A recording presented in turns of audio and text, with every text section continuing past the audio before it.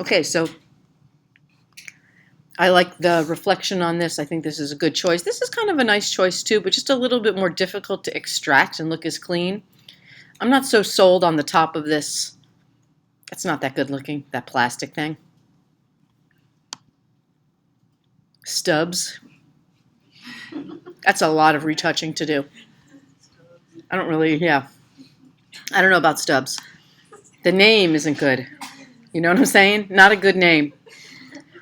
And these tops on there, even though this is possibly a real product, these tops just don't look bona fide to me. I'm like, does this sauce come out?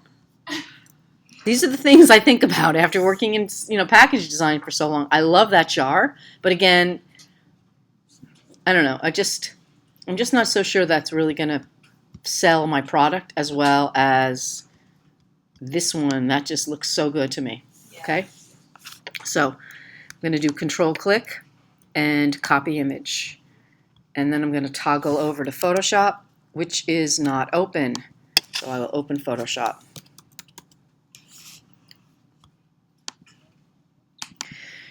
One of the things that may be a deficit to this particular jar that I chose is that very distinct glowing highlight on there, otherwise known as a hotspot, which could probably be minimized somewhat.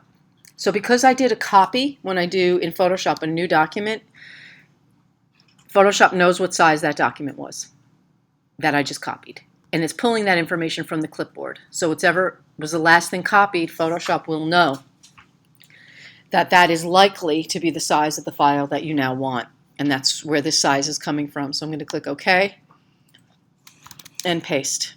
And then when you paste, which is different than save as to the desktop and then opening it, the nice thing about just pasting is that you don't have to unlock the background.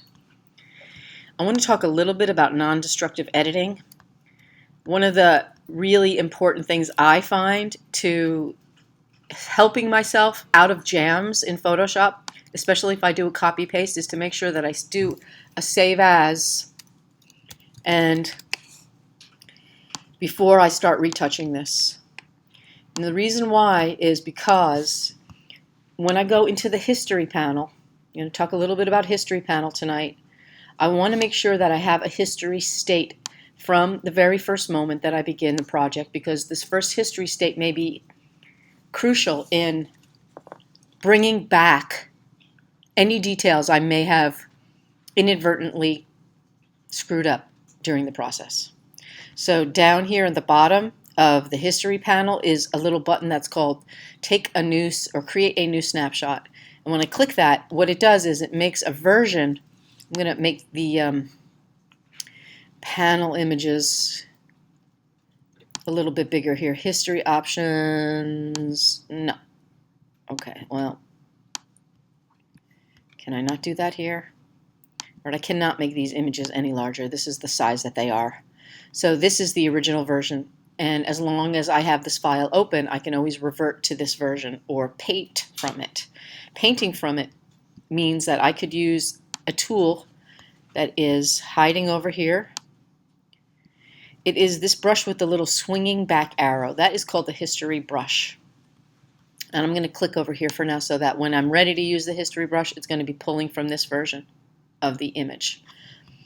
What the history brush allows me to do is I'm going to quickly hack out some of the background here so I can isolate just this jar. And I am a little bit, but not too very concerned about copyright issues. So I want to change this enough that no one gets mad at me. So I'm going to select inverse and delete. Now I have that much removed. So I selected with the lasso tool, chose select invert, and then I'm going to squeeze in over here and start to clean up this edge. So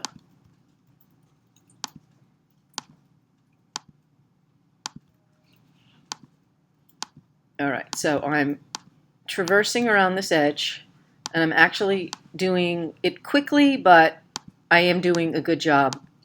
This is probably my several 100,000th image that I've cut the background away with the lasso tool. Some people are much more fans of the pen tool. My bestie Steve never uses the lasso tool. He thinks it's wrong and bad. I do not think so. But you do want to make sure here, I had a feather of 1 on there, and I want to set that to 0 because you see this edge is a little fuzzy and soft, and I probably do not want that for the part right against the bottle. I don't feel like I need to use the pen tool. I think that my work with the lasso tool, or polygonal lasso tool as this is known, is just as good as his work with the pen tool. So that's why I use this. It's faster and I'm good at it. So trimming this out. And I'm looking for that very tight line there between my package and its background. All right, so that might have been a mistake right there, but I'm going to keep going. And I tend to not try to do the whole thing in one fell swoop. Reason being is if I make a mistake and I have to undo, and I do a little at a time, I'll have less to undo or less that I lose if I have to undo. So while I could likely just select the whole jar, do select inverse, and then delete the background, I have found that it is much more efficient to, I just deselected that by accident, to cut a piece out at a time. And delete. And Command minus to zoom out. Z is the zoom tool. I'll click here to zoom in, deselect, lasso tool. And now I'm not really zoomed in quite close enough, so I better fix that. Zoom in, deselect, zoom, zoom, zoom, zoom. And I like to be able to see the anti-aliasing. Anti-aliasing is where pixels change from one color to another. It's the transitional edge between these pixels. And sometimes you get to a spot where you just don't really know what to do. I think that there's sort of a bulge right there on the edge of the jar. So instead of just messing it up, I thought I would just cut right near it and then take a better look at it. And so this is what I'm talking no. This is what I'm talking about here. It's this part right here.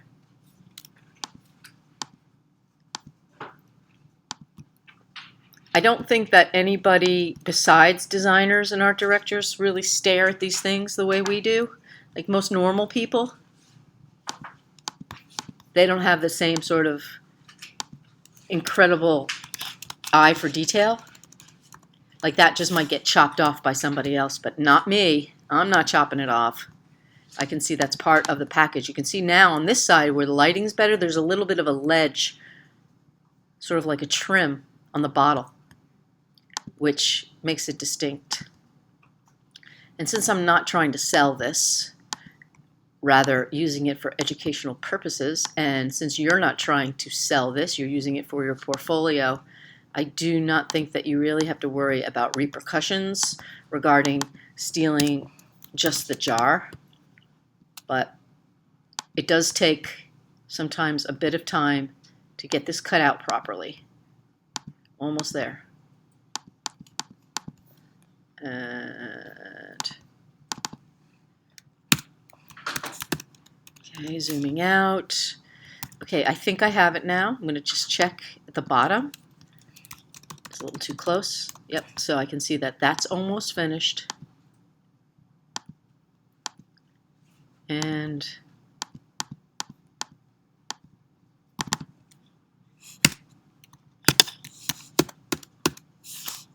there we go. So there is my new and improved thing. Now let us just say I had a flailing moment and I inadvertently, while I was selecting, chopped out a big section like that. I probably sneezed and had a little cutting accident there. But instead of trying to like fix it right at the moment or undo, I can use this brush, the history brush, and this area up here where I see snapshot or snapshot 1 is showing me the image snapshot. And with this brush at 100% opacity and 100% flow, I can literally just paint back in that edge from the original. If I get too wild here, I'll start painting back in the image because that's what the history brush does, is it lets you paint from a previous version. And so you can see again why it's helpful to just do a little bit at a time on something, because that moment when you just like screw up, then you can just undo a little bit instead of having to undo a lot of it. That's one of the biggest, helpfulest things I can tell you in erasing or painting in general. And now I have a little extra here, and I'll take this off the edge. All right, now I'll save this as, or just save it because I already saved it once, and that is the first recording.